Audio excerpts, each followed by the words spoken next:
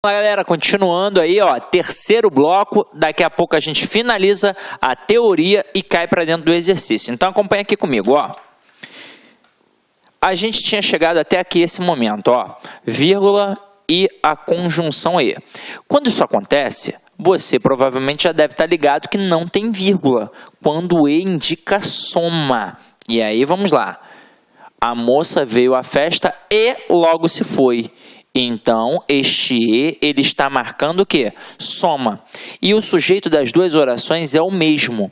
Então, aqui no caso, não tem vírgula de jeito nenhum, por assinalar soma e por ter o mesmo sujeito nas duas orações. Agora, quando eu digo a moça veio à festa e o marido ficou em casa, reparem que este E, ele também indica soma.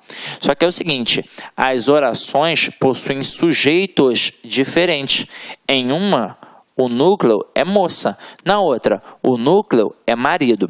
Quando isso acontecer, nós temos uma vírgula facultativa.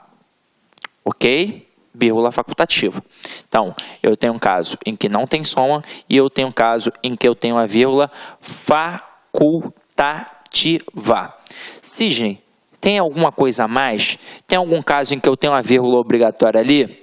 Tem, mas não no E que indica a soma, em outro tipo de E. Então, acompanhe aqui comigo alguns exemplos que eu vou apresentar para vocês agora, ó. João trabalha e estuda. João trabalha e Pedro estuda. João estudou e não passou.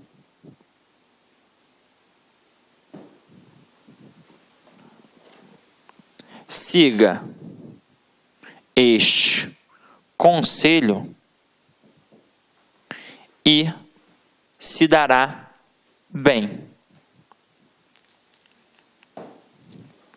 Então vamos lá.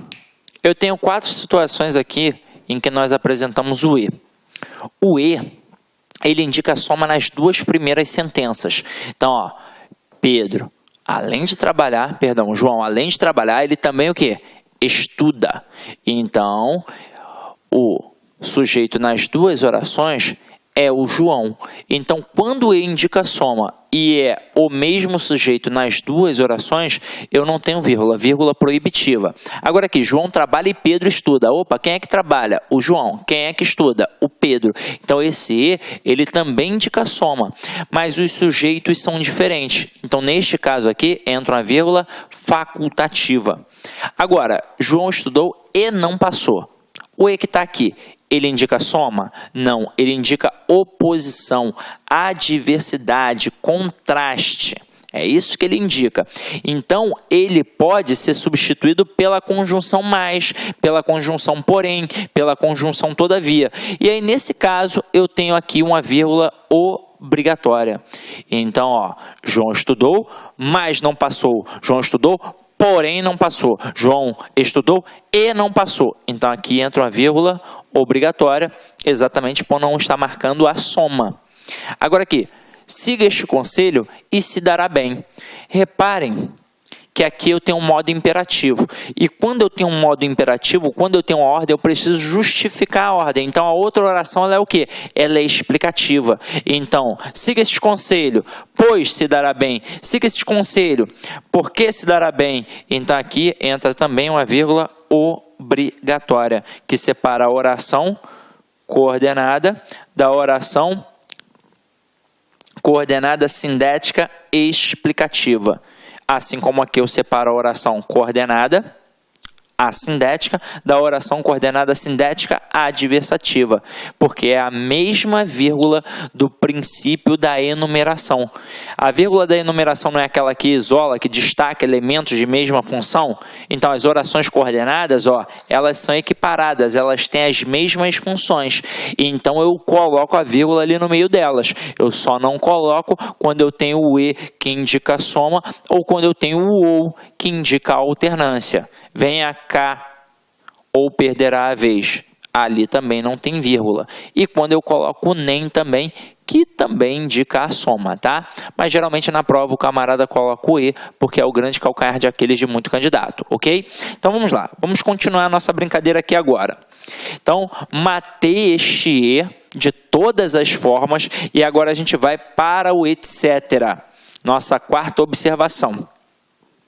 O negócio é o seguinte, teoricamente, quando eu tenho etc., eu não devo ter a vírgula, porque eu coloco pintamos paredes, vírgula, tetos, pisos, etc. Por que teoricamente? Porque a expressão etc., ela é uma abreviação, na verdade, da expressão latina etc., que significa e entre outros. Então, é como se já tivesse o e.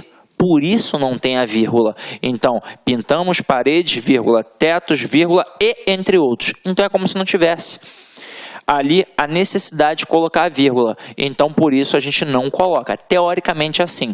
Agora, quando você pega as gramáticas, até para avaliar, até quando o cara diz que não é para colocar, nos textos dos caras tem o quê? A vírgula. E é o seguinte, eu vou até te tranquilizar. Nunca caiu isso numa prova de concurso público. Nunca, nunca. Mas, a título de curiosidade e a título gramatical, teoricamente não deveria ter o quê? A vírgula. Tanto é que quando eu produzo um texto, eu evito a abreviação. E o etc. ele é uma abreviação. Então, o que eu coloco ali ao invés de colocar o etc? Eu coloco entre outros. Beleza? Tranquilo? Então, vamos lá. Como não é muito importante, vamos adiante. Agora, a gente tem que trabalhar a vírgula e o quê? Todos viram que a água acabou e o professor pediu que todos fizessem silêncio. Nessas duas primeiras construções, a gente tem o quê? Conjunção integrante. Todos viram isso. O professor pediu isso. Quando que é uma conjunção integrante, é impossível que tenha vírgula. Até mesmo porque a conjunção integrante, ela encabeça uma oração subordinada substantiva, que pode ter função de sujeito, função de objeto direto, função de complemento nominal. Então, teoricamente, se eu colocasse uma vírgula ali, eu estaria separando o sujeito de um verbo de um complemento exigido por ele, ou então um nome de um complemento exigido por ele. Então, não tem vírgula de jeito nenhum. Nenhum, a não ser que apareça uma estrutura intercalada ali no meio, e não é o caso aqui dessas expressões. Agora, quando este que for um pronome relativo, ele encabeça uma oração subordinada adjetiva. E aí, quando eu tenho uma oração subordinada adjetiva, eu tenho uma divisão. Eu posso ter a oração subordinada adjetiva restritiva, que não tem vírgula, e a oração subordinada adjetiva explicativa, até porque todo termo explicativo na língua portuguesa tem a vírgula. Então, aqui, restrição. Os alunos que foram aprovados não farão prova final. E aí vamos entender por que aqui a gente está fazendo uma restrição. Os alunos que foram aprovados não farão prova final. Isso significa que não são todos os alunos que foram aprovados. Então, quem é que não vai fazer prova final? Apenas aqueles que foram aprovados. Ou seja, tem aluno que não foi aprovado e, consequentemente, vai fazer a prova final. Tranquilo ou não tranquilo? Então, aqui eu tenho uma restrição. E por que a gente não coloca vírgula? Porque é de suma importância para o entendimento da frase. A gente estudou isso nas orações subordinadas adjetivas. Agora aqui, explicação ou generalização. Eu digo assim, os alunos que foram aprovados não farão prova final. Então, na hora que eu coloco vírgula, eu não marco o que é um termo explicativo. Marco. Isso é um termo explicativo. Olá, meus amigos, minhas amigas, sou o professor Luiz Antônio de Carvalho e com muito prazer, muita satisfação, estou aqui para convidar vocês a conhecer o nosso curso completaço, atualizado, ponto a ponto do edital para a Secretaria de Fazenda do Estado de Goiás, auditor fiscal da Receita Estadual.